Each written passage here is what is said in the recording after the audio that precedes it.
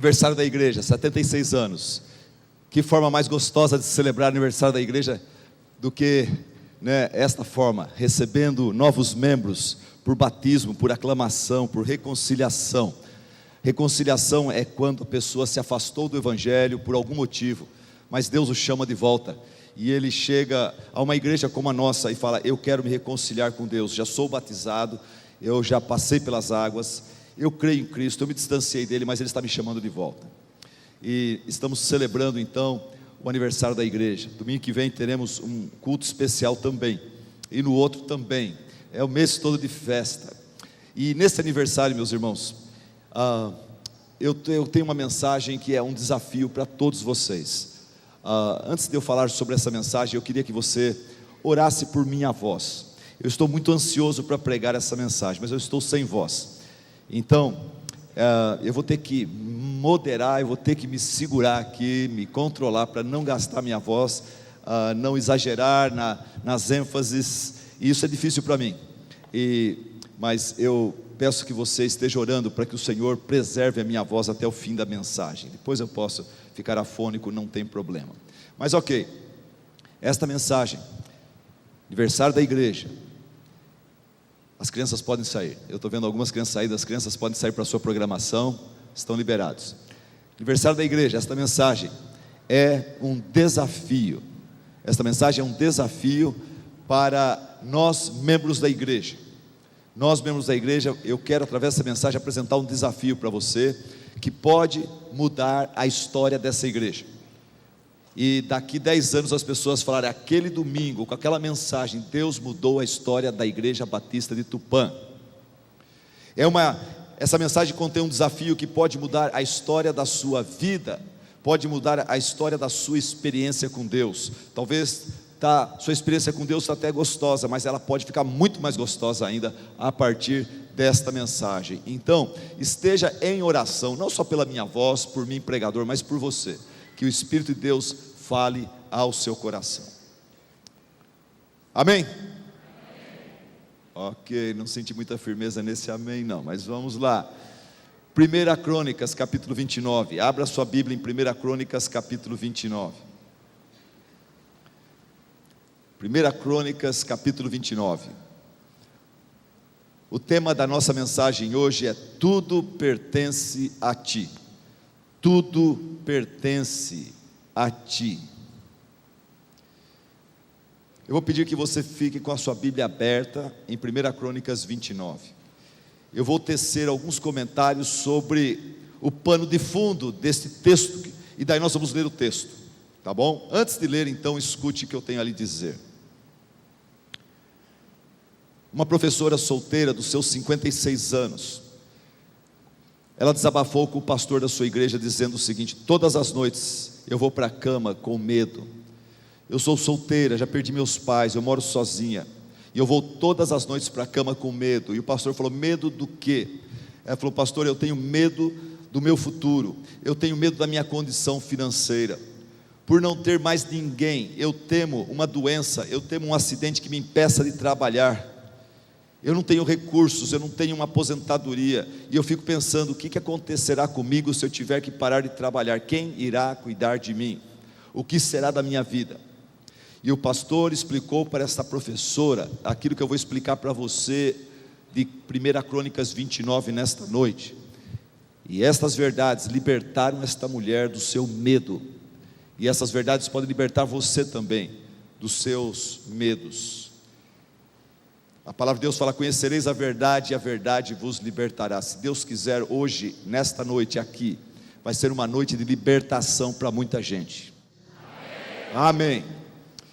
Irmãos, próximo ao final da sua vida, o rei Davi já tinha realizado quase todos os seus sonhos, todos os seus problemas tinham sido resolvidos. Agora ele até conseguiu construir um palácio dos seus sonhos para ele mesmo habitar. E lá dentro do seu lindo palácio, Davi se lembrou da arca da aliança, a arca de Deus, que ainda era guardada numa tenda, era guardada ainda no tabernáculo. Então ele falou: não é justo eu morar numa casa linda, e a arca da aliança, que representa a presença de Deus entre o seu povo, estar sendo guardado numa tenda.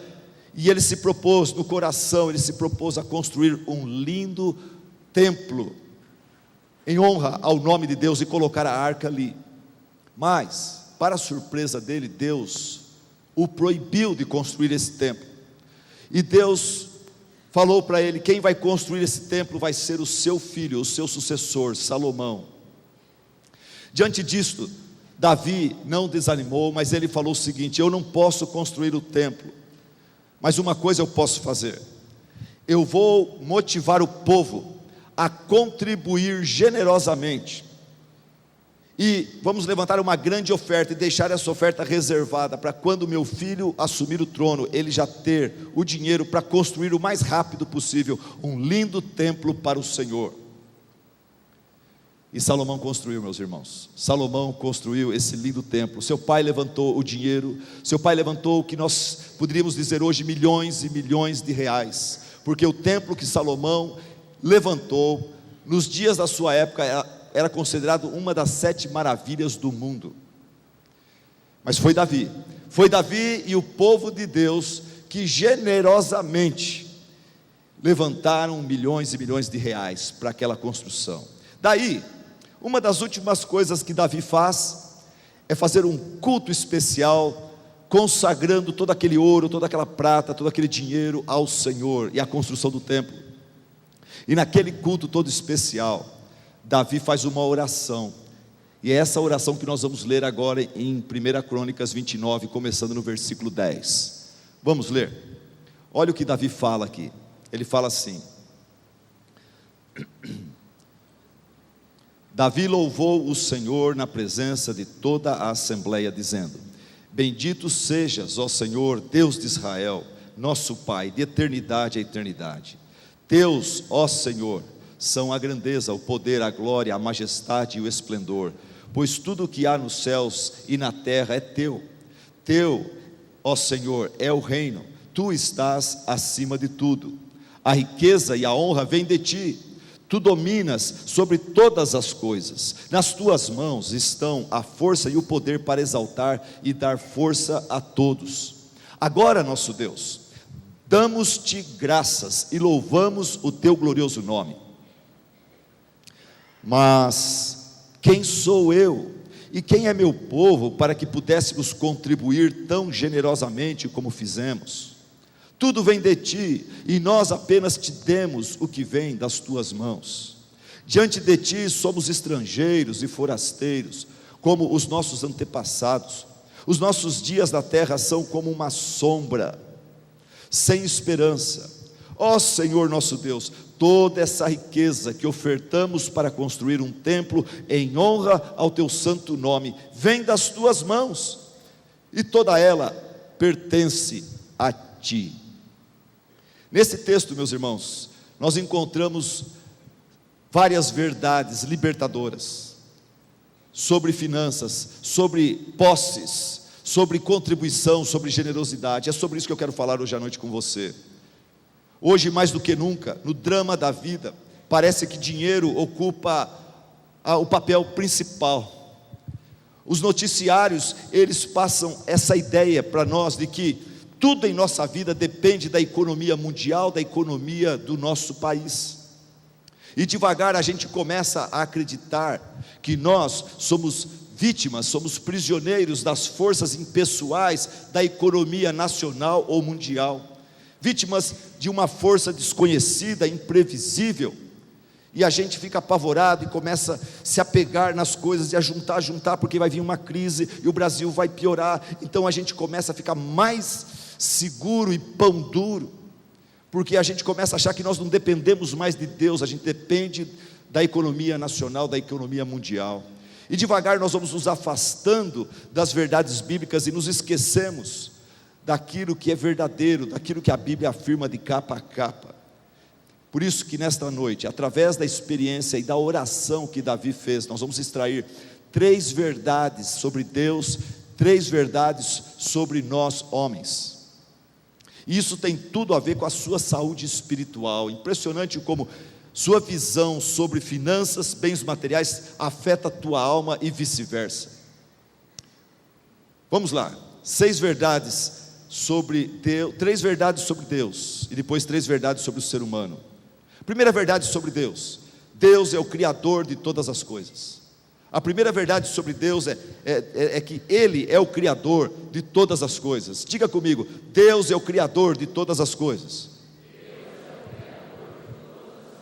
Muito bem, a Bíblia fala em Gênesis 1:1, a Bíblia declara essa realidade: no princípio Deus criou o céu e a terra. Fala comigo: no princípio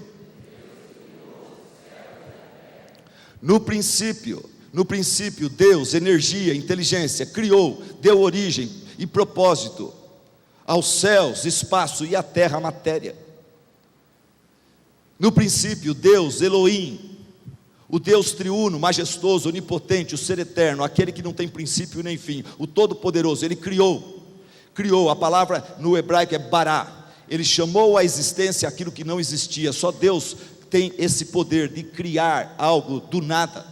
O homem não consegue fazer isso, o homem não cria nada, o homem só descobre o que Deus criou.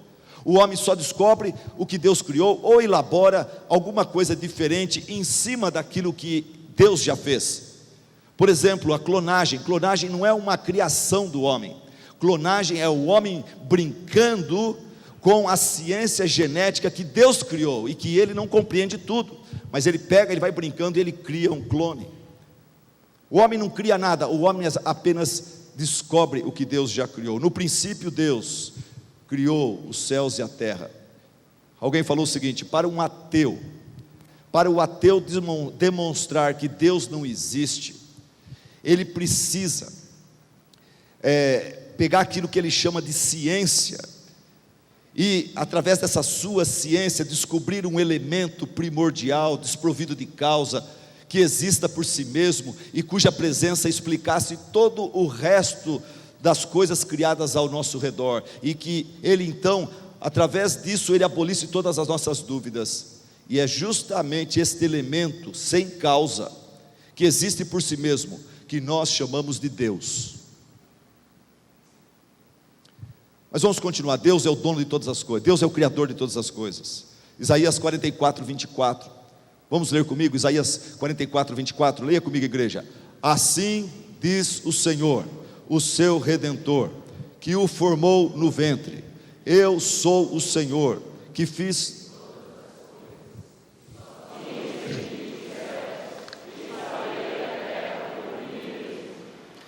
Depois o apóstolo Paulo declara ele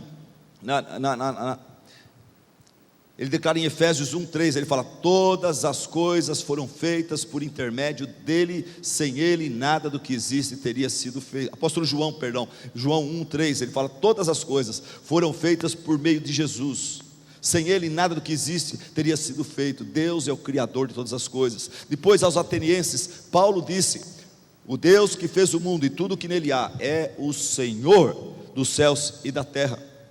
E aos colossenses, Paulo disse: Jesus é a imagem do Deus invisível, o primogênito de toda a criação, pois nele foram criadas todas as coisas nos céus e na terra, as visíveis e as invisíveis, sejam tronos ou soberanias, poderes ou autoridades, todas as coisas foram criadas por ele e para ele.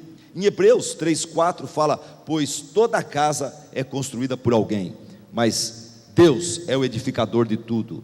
Em Apocalipse, capítulo 20, no capítulo 5, 6, 7, 24 anciãos se prostram e adoram o Senhor Deus e lançam suas coroas diante do seu trono e dizem: tu és digno, tu és digno, tu és digno, Senhor, digno de glória, glória e honra, glória, honra e poder, porque tudo criaste, sim, todas as coisas, porque tu criastes, sim, todas as coisas, Senhor, por tua vontade foram criadas, tu és digno, Senhor. Quantos conhecem essa música? Nós temos uma música para essa letra. Me ajude a cantar, eu estou sem voz, você me ajuda, você canta mais bonito que eu, vamos lá. Tu és digno,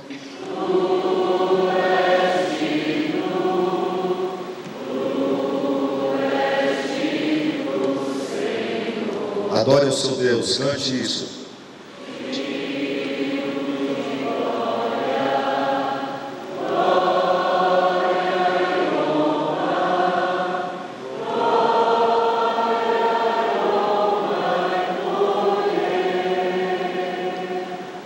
Porque tu criaste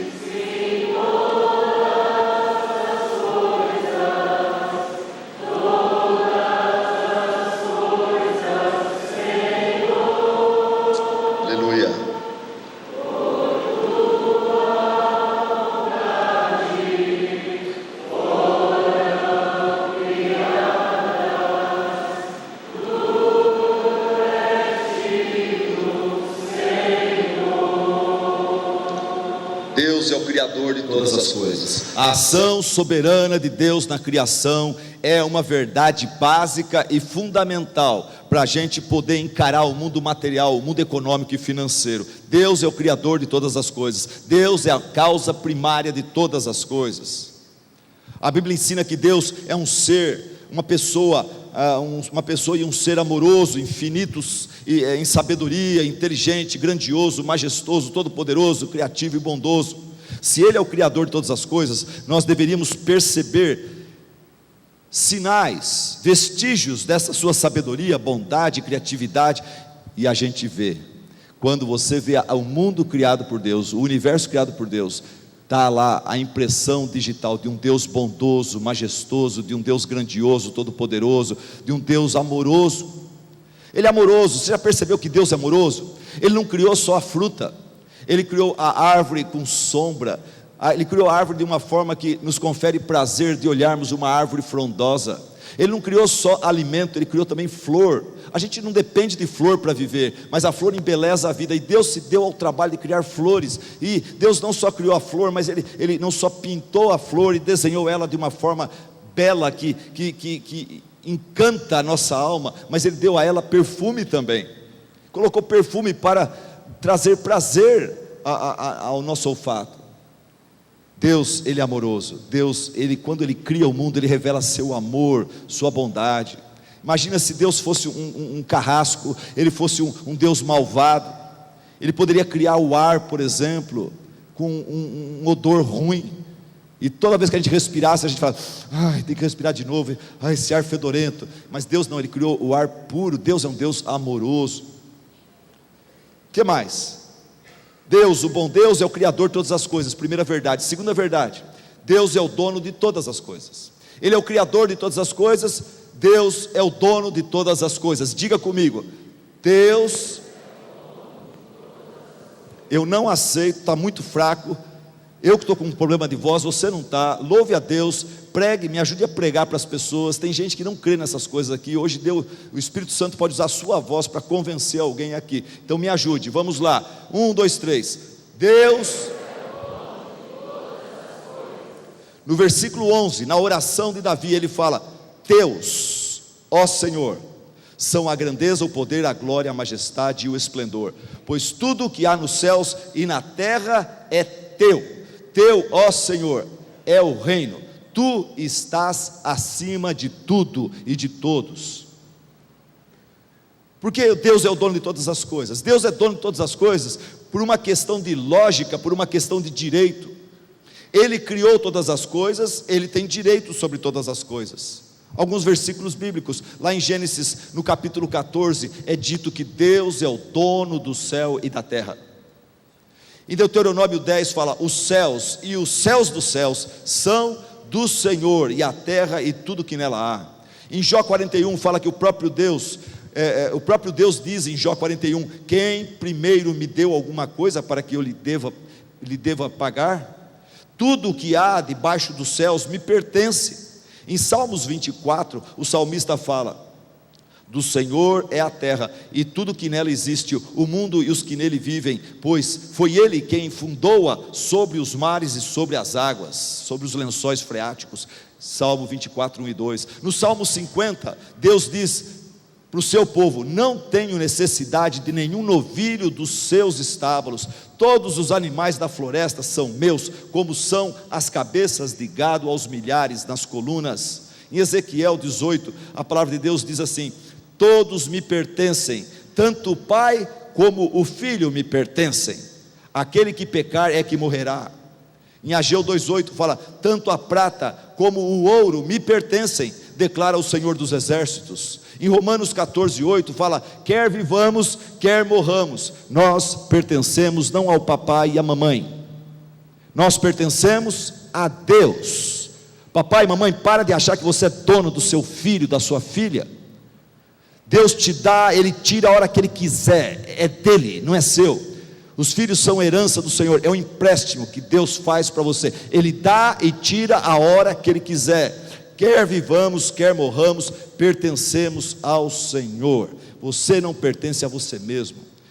Deus não apenas é o Criador de todas as coisas, Deus também é o dono de todas as coisas. Terceira verdade que Davi ensina a mim e a você, através da sua oração: Deus governa todas as coisas. Fale comigo. Deus governa todas as coisas. No versículo 12 ele fala, riqueza e honra vem de ti. Não vem do diabo, não vem da minha esperteza, não vem do meu trabalho duro. Riqueza e honra vem de ti. Às vezes até através do diabo, às vezes através até dos egípcios, até dos inimigos de Deus, mas vem em última instância do próprio Deus. Riqueza e honra vem de ti. Tu, Senhor, tu, não o diabo, não o demônio, tu, Senhor, domina sobre todas as coisas. Nas tuas mãos estão a força e o poder para exaltar e dar força a todos. Deus criou todas as coisas, Ele possui todas as coisas, e nós estamos aprendendo agora que Deus controla, administra, governa todas as coisas. É Deus quem exalta e quem rebaixa. O patrão acha que é ele, não é ele, é Deus. É Deus quem promove e quem remove. É Deus quem capacita e quem desqualifica. Muitos não gostam desta verdade, sabia disso? Muita gente não gosta desta verdade, que Deus que governa todas as coisas. Quem que não gosta dessa verdade? Quem não gosta dessa verdade são aquelas mulheres, aqueles homens que não conhecem o Deus bíblico e vivem nesse mundo como se fossem indigentes existenciais, gente que não tem pai, não tem mãe, não tem origem. Tem tanta gente, infelizmente, na nossa sociedade, que não sabe de onde veio, para onde está indo. Como é horrível viver assim. Estou aqui, por que eu estou aqui? De onde eu vim? Para onde que eu vou? Tem gente que não sabe, não conhece a Deus, e essas pessoas não gostam de ouvir que existe um Deus que governa todas as coisas. Quem que não gosta da doutrina da soberania de Deus, do governo de Deus?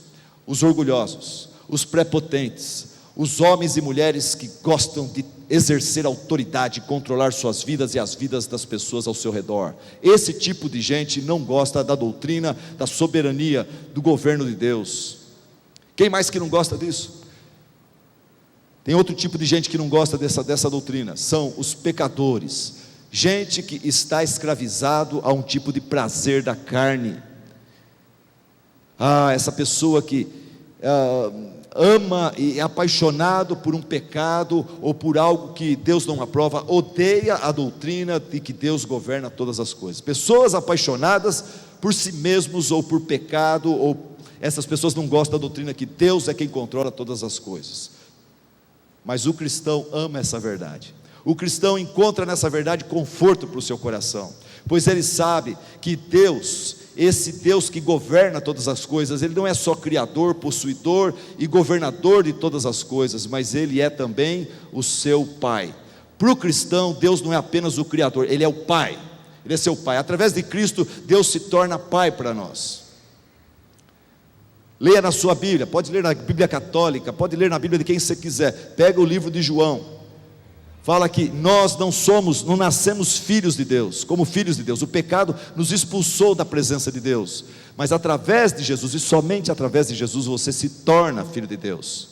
Para o cristão, então, ele sabe que agora, esse Deus que criou todas as coisas, que possui todas as coisas, que governa todas as coisas, é o seu Pai, e por isso ele não se estressa com a doutrina do governo de Deus, da soberania, do controle total de Deus. Ele não se estressa com isso, porque ele sabe que Deus é Pai, e Pai é aquele que guia a gente, é aquele que nos guia pela mão, é aquele que provê nossas necessidades. Pai é aquele que cuida, aquele que nos protege, e assim é Deus para conosco. Ele, na sua grande poder, autoridade e soberania, Ele cuida de nós, e por isso nós amamos o fato de que Ele é o bambambam do universo, é Ele que manda em tudo. Jesus Cristo mesmo, se referindo a Deus como Pai, eu gosto dessa passagem, quando Ele fala em Mateus 7, Ele fala lá: qual de vocês, se o seu filho lhe pedir pão, lhe dará uma pedra? Ou se lhe pedir peixe, lhe dará uma cobra? Se vocês, Jesus disse, se vocês, apesar de serem maus, pecadores, falhos, egoístas, sabem dar boas coisas aos seus filhos, quanto mais o Pai de vocês, que está nos céus, dará coisas boas aos que lhe pedirem. Então o cristão, ele não tem crise com a doutrina do governo, da soberania de Deus, ele ama essa doutrina. Que bom saber que meu Pai é quem manda em tudo, e não é o diabo, e não é o meu parente, e não é meu patrão, e não é o pastor da minha igreja, e não é o prefeito da cidade, e não é o Lula, não é a Dilma, é Deus quem governa a minha vida. Eu não sou governado por forças impessoais da economia mundial. Se Deus quer que eu seja rico, Ele vai me fazer rico. Se Ele quer que eu permaneça pobre, vivendo uma vida digna e feliz, Ele vai me deixar pobre. Ele que governa, Ele sabe o que é melhor para mim. Vamos para 3 verdades agora sobre o homem. Nós vimos 3 verdades sobre Deus. Deus criou todas as coisas, Deus é o dono de todas as coisas, Deus governa todas as coisas. Agora, o que Davi fala sobre o homem? Sobre o homem, Davi fala, em primeiro lugar, que o homem não é dono de nada. O homem não é dono de nada. Diga comigo isso. O homem... Vamos lá, mais uma vez, uníssono. 1, 2, 3. O homem... Se Deus é dono de tudo, logo nós não somos donos de nada. É questão de lógica, meu irmão. Quando você termina de pagar o seu carro, o seu terreno, a sua casa, não vai para Quipão para celebrar com os amigos, falar agora é meu. Não é seu, pertence a Deus. Você trabalhou, você comprou, você pagou as prestações, mas é de Deus. E se você não concorda comigo, vamos bater um papo daqui 150 anos. E eu vou perguntar para você, na mão de quem que está aqui? Aquele terreno está na sua mão ainda? Daqui a alguns anos Deus vai tirar da sua mão e vai passar para quem Ele quiser.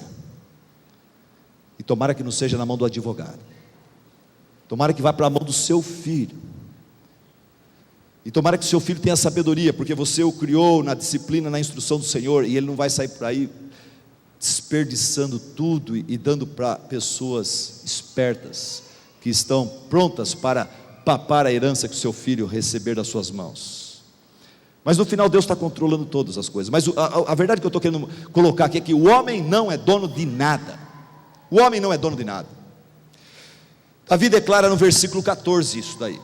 No versículo 14 ele fala assim: mas quem sou eu e quem é o meu povo para que pudéssemos contribuir tão generosamente como fizemos?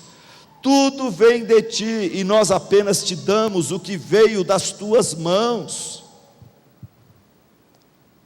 Tudo vem do Senhor, pertence a Ele. Eu não tenho nada.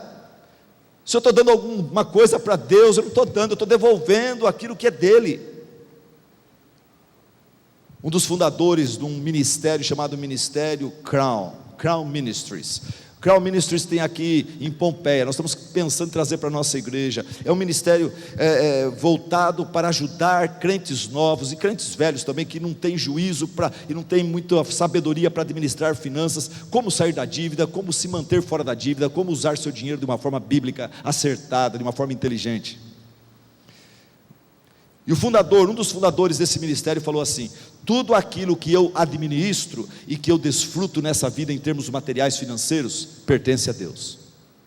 Tudo aquilo que eu administro, tudo aquilo que eu desfruto em termos materiais e financeiros, pertence a Deus.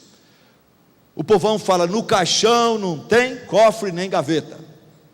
Mas a Bíblia fala a mesma coisa de uma forma melhor. Em 1 Timóteo capítulo 6, versículo 7, Paulo fala: nada trouxemos para este mundo, e deste mundo nada, até aquele terninho que vão colocar em mim. A Vânia vai pegar o melhor terninho que eu tenho 2, ela vai pegar o melhor. Até aquele terninho fica no caixão, e a hora que eu subo eu não levo nem o terninho.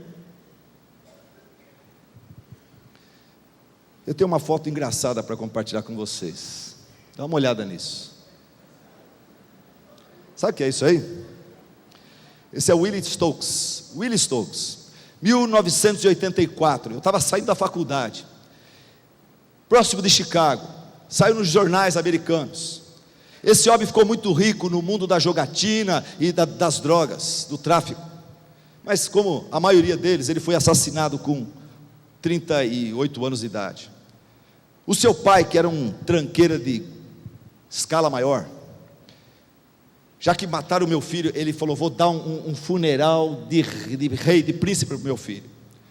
Colocou no filho uma roupa caríssima. O jornal descrevia toda a roupa de marca, feita por gente famosa, muito cara. Eles tinham muito dinheiro. Esses contraventores aqui têm muito dinheiro. Mandou fazer para o filho um caixão na forma de um Cadillac, com as luzes que funcionavam e tudo mais, rodas de prata nesse caixão, anéis de ouro nos dedos desse menino, notas altas de valores altos nas mãos, no bolso enfiado, mostrando para todo mundo que ele ia para o caixão cheio de grana no bolso. Daí um colunista de um jornal escreveu sobre esse funeral esquisito e encerrou o seu artigo dizendo assim: nada adianta todas estas ostentações, porque ninguém consegue ser mais pobre do que um falecido, do que um morto. Ninguém consegue ser mais pobre do que alguém no cemitério, do que alguém num caixão. Ali a pessoa não consegue segurar nada, ficar com nada, ele deixa tudo tudo, tudo, tudo. O'Connor Sanders, fundador da rede de comida fast food chamado Kentucky Fried Chicken, muito grande nos Estados Unidos, ele falou assim, esse homem é rico, hein? Ele falou assim: não adianta ser a pessoa mais rica no cemitério, porque lá no cemitério ninguém faz mais negócios nenhum. Não adianta você ser o mais rico no cemitério, lá ninguém negocia mais nada, mais nada. Deus criou todas as coisas, Deus é o dono de todas as coisas, Deus governa todas as coisas. Você não é dono de nada, meu irmão, coloque isso na tua cabeça. Pastor, me desculpa, mas olha, o senhor está me ofendendo, eu sou um lutador, eu comecei do zero, meu pai morreu, me deixou, eu e minha mãe sem nada, eu lutei desde os 9 anos de idade, tudo que eu tenho foi conquistado na unha. Como que o senhor fala que eu não sou dono de nada? Eu que lutei, eu que conquistei, eu tenho um irmão vagabundo que não conquistou nada, vive nas minhas custas. Olha, irmão, eu tenho uma palavra para você da palavra de Deus, Deuteronômio, capítulo 8, versículo 17 e 18, olha o que Deus fala para você: não digam, pois em seu coração, a minha capacidade e a força das minhas mãos ajuntaram para mim toda esta riqueza, mas lembrem-se do Senhor, do seu Deus, pois é Ele que lhes dá a capacidade de produzir riqueza. Se alguém aqui tem alguma coisa, é porque Deus deu saúde, capacidade e oportunidade para você. Olha para a pessoa do seu lado e fala: você não é dono de nada. Segundo ponto sobre o homem: primeiro, nós não somos donos de nada, o homem não é dono de nada. Segundo ponto, vamos lá, juntos. Você está ligado? Ok. Segundo ponto sobre o homem não é dono de nada. Segundo ponto, o homem é apenas mordomo de tudo. O homem é apenas mordomo de tudo. Fala comigo. O homem. Ok. Como Deus é dono de todas as coisas, e como dono de todas as coisas, Deus confia algumas coisas em suas mãos, para que você as administre, as desfrute e as use para a glória do reino de Deus, para a expansão do evangelho aqui na terra. É por isso que Deus te deu o que Ele tem te dado. Não é para você se agarrar, amar, adorar, é para você desfrutar, administrar e investir no reino de Deus.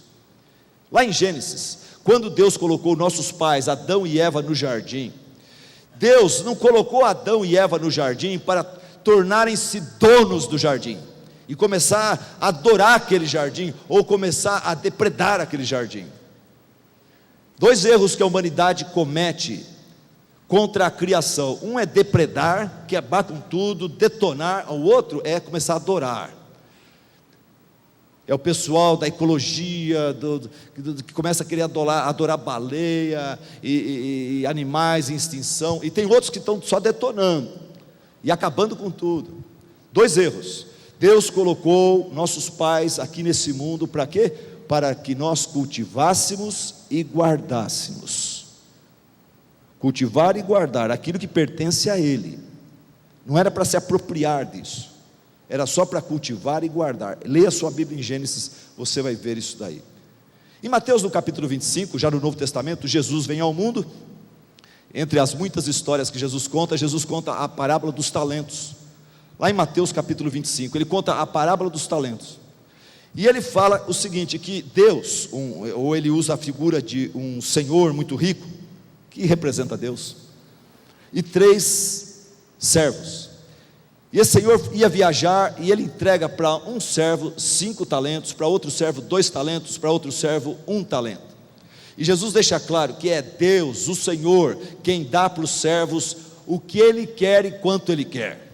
Para um Ele dá 5, para o outro Ele não dá 5 também, como nós papais e mamães fazemos. Tem que ser justo. Não, Deus não é justo desse jeito aí.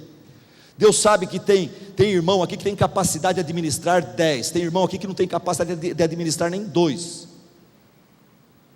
E Deus ama esses irmãos igualmente, mas para aquele de 2, se ele der 10, ele vai criar um problema para aquele irmão vai perder a saúde, vai fazer um estrago na sua vida, na vida da sua família. Deus, na sua sabedoria, Ele criou pessoas com capacidades diferentes, e Ele dá para um 5, para outro 2, para outro 1. E Jesus ensina através dessa parábola, que Deus espera que nós façamos investimentos sábios para o bem do reino dele. O Senhor, um dia ele ia voltar, e quando ele volta, ele pede contas. Ele fala: o que você fez com os 5? O camarada que tinha os 5, ele falou: olha aqui, eu tenho mais 5, eu investi, fiz isso, fiz aquilo, além de sobreviver, eu dobrei.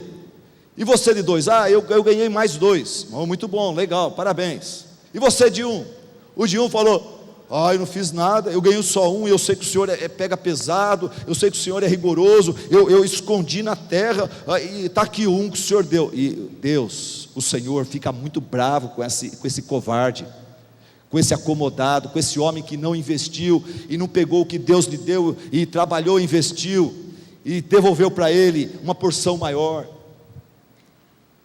Essa recompensa, ou melhor, essa parábola ensina que Deus recompensa o diligente, mas Ele pega pesado, e Ele disciplina aquele que é covarde, que é medroso, que só sobrevive, mas não arrisca nada, não investe em nada, não faz nada com seus bens materiais.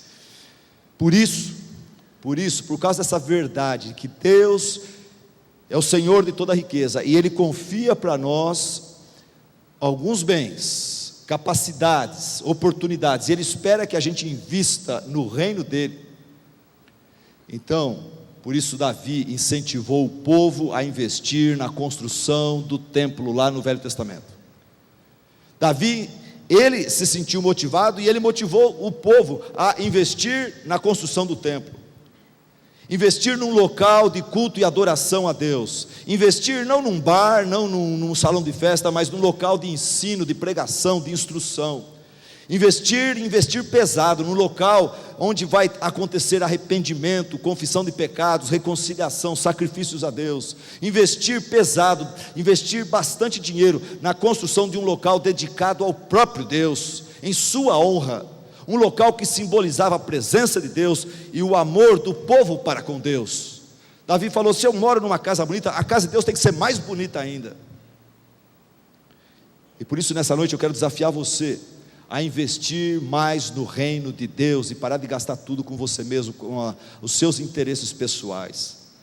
Eu quero incentivar vocês jovens a usarem seu computador, seu celular, seu Facebook, seu Twitter, seu corpo, seu tempo, sua energia, sua bike, sua moto, seu carro, para promover a glória de Deus, e não só para se exibir e curtir a vida, e usar essas coisas de uma forma egoísta. E eu quero incentivar aqui os adultos presentes a usar todos os seus dons, talentos, energia, dinheiro, recursos, não só em você mesmo, não só nos seus interesses e nas suas inseguranças, e ajuntando, você não precisa de tanto assim.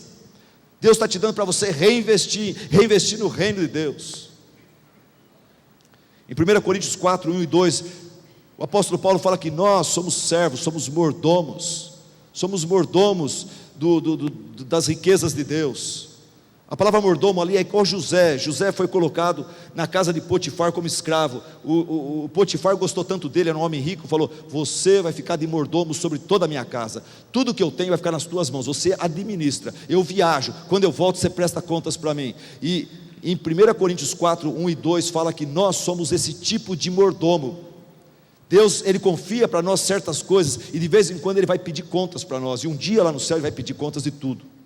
Por isso, fala para a pessoa que está ao seu lado, fala: você é um mordomo de tudo. Você não é dono de nada, mas você é mordomo de tudo. Em último lugar, igreja, comigo, o homem, esse ponto é importante. O homem só leva para o céu duas coisas. O homem só leva duas coisas para a vida eterna. Quais são essas duas coisas? A maioria de vocês já sabe, mas eu vou repetir. Só tem duas coisas que você leva com você desta vida para a presença de Deus.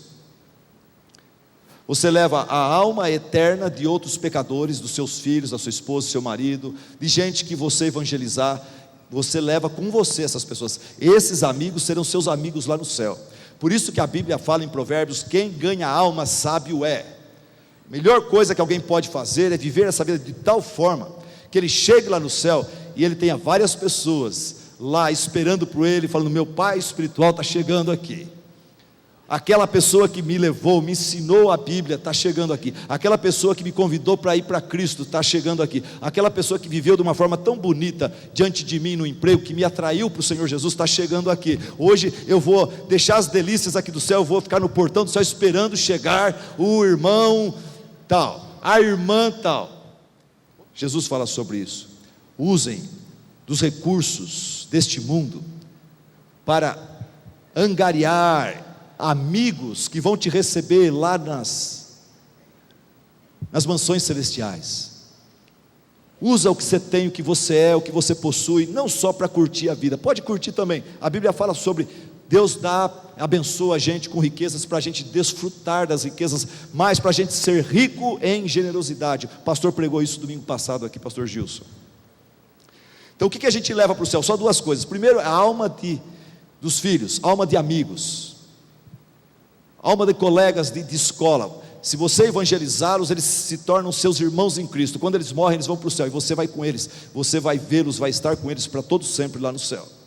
Segunda coisa que você pode levar para o céu, são as boas obras, aquelas coisas que você faz, não para você, mas para o reino de Deus, para Cristo, e você faz de coração, para a glória dele. Boa obra não é aquela coisa que você faz aqui na igreja para se aparecer. Boa obra não é aquela coisa que você faz lá fora, dando uma cesta básica para aliviar a sua consciência. Isso não é boa obra. A motivação está errada. Você pode dar 1000 cestas básicas, se é para aliviar uma consciência pesada, aquilo lá não vale nada. A Bíblia fala que as boas obras vão passar por um crivo, vão passar por uma fornalha, e se foi feito com a motivação errada, vão queimar tudo, e você vai entrar no céu chamuscado. As suas boas obras vão todas serem testadas e reprovadas, mas você vai ser salvo, fica tranquilo, porque a salvação é pela graça, não pelas boas obras. Mas as boas obras, elas têm o seu lugar, não podem nos salvar, mas o salvo, ele foi chamado por Deus, diz Efésios 2:10, chamado por Deus, não só para ir para o céu, mas para fazer boas obras aqui na terra. Boas obras são aquilo que você faz para a glória de Deus, e essas boas obras que você faz para a glória de Deus se transformam em galardão, e eu não sei como é que Deus faz isso, mas Ele faz, é o que a Bíblia diz. Deixa eu explicar uma coisa para você. Tudo aquilo que você usa, gasta, investe em você mesmo, Deus vai lá e marca: temporário, passageiro, terreno. Tudo que você usa, que você investe, gasta em você mesmo, Deus coloca temporário. Tudo que você usa, gasta e investe no reino de Deus, Deus coloca valor eterno. Vira galardão. Vira galardão. Deixa eu explicar para vocês isso na prática, como que funciona aqui na nossa realidade, aqui na nossa família, na nossa igreja. Eu lembro de um casal que saiu para as férias. Deus tem abençoado esse casal. Eles compraram um pacote para o Nordeste. Legal, uma semana, 10 dias no Nordeste. Eles se deram ao trabalho, além das malas e tudo mais, se deram ao trabalho de levar uma caixa cheia de Bíblias. Quando chegou lá no hotel, eles foram tratando todo mundo cordialmente, de uma forma amorosa, legal.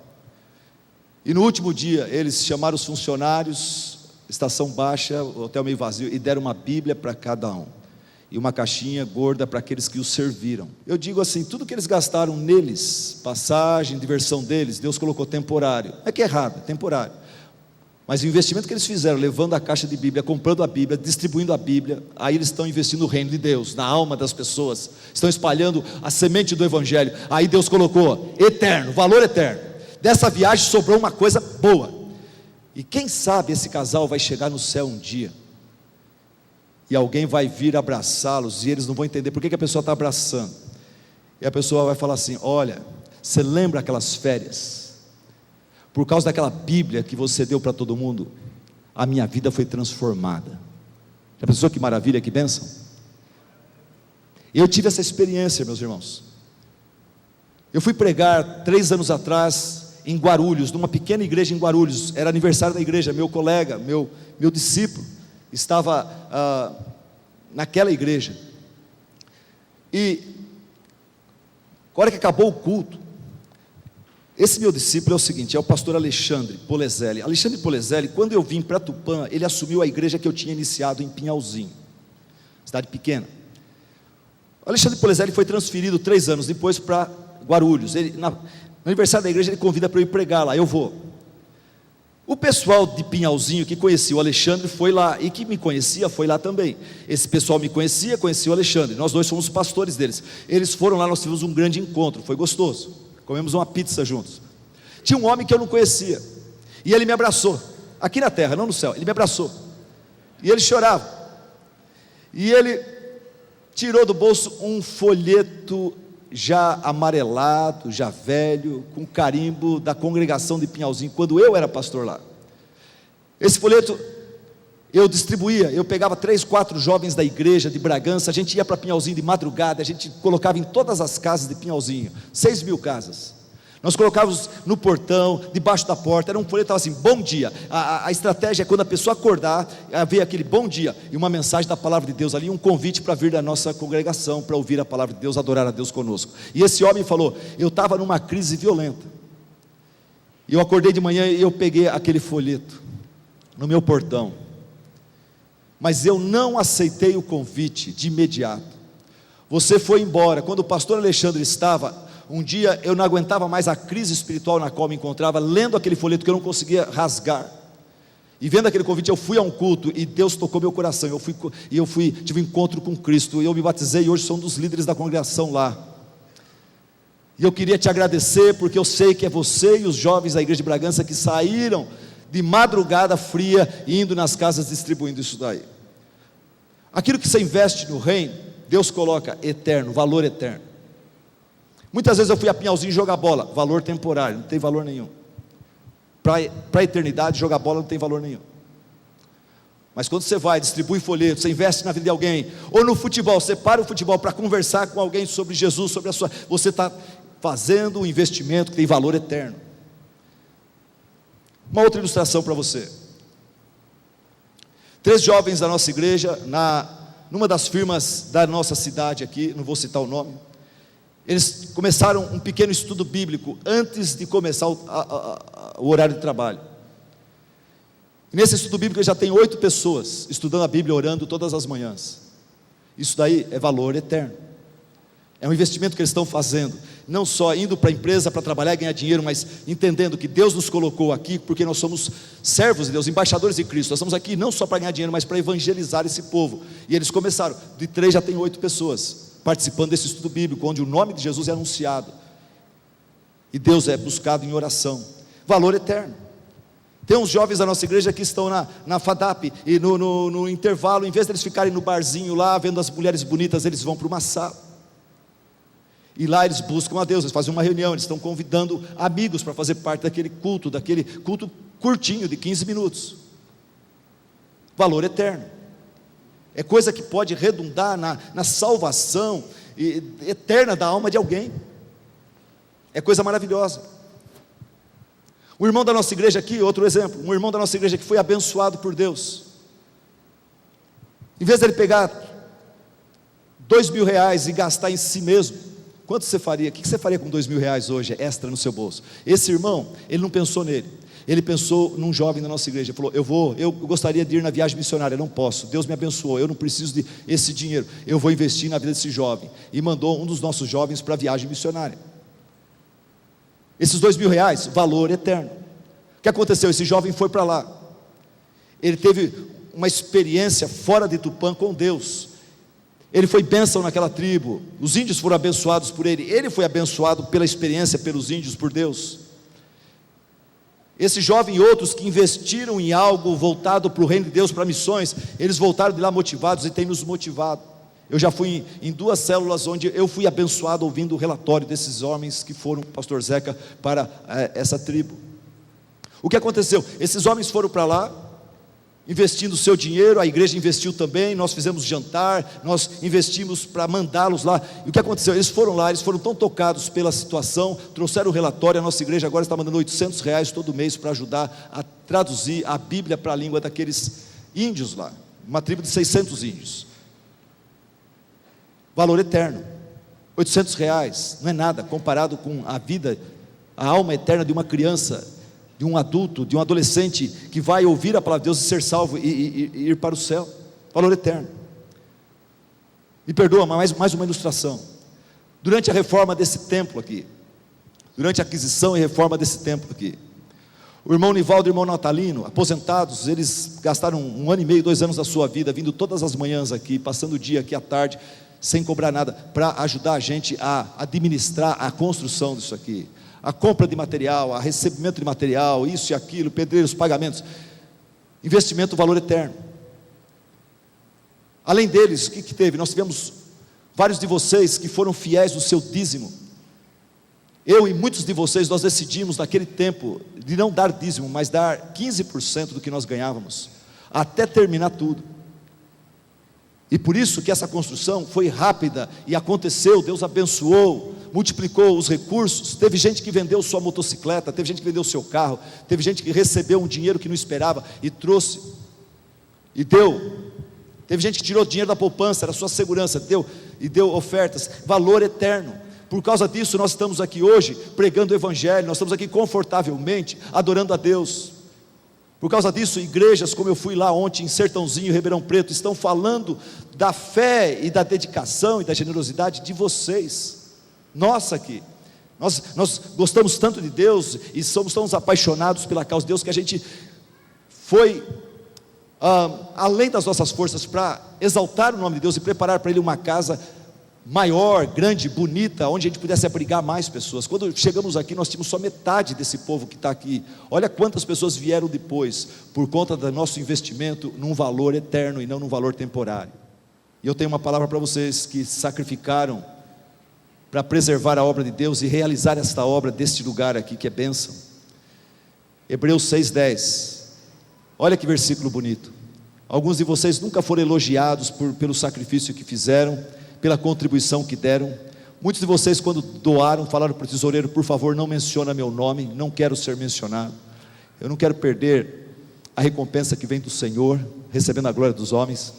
Mas olha o que Deus fala em Hebreus 6:10, vamos ler juntos? Leiamos. Deus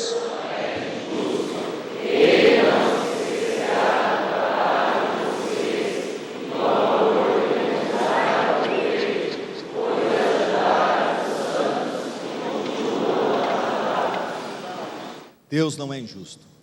Ele não se esquecerá do trabalho de vocês e do amor que demonstraram por Ele, pois ajudaram os santos e continuam a ajudá-los. Abaixe sua cabeça, feche seus olhos, vamos orar. Querido Deus e amado Pai, muito obrigado por todas as irmãs e irmãos jovens que são fiéis nos seus investimentos para com Teu reino. É por isso, Pai, que essa igreja tem feito tantas coisas.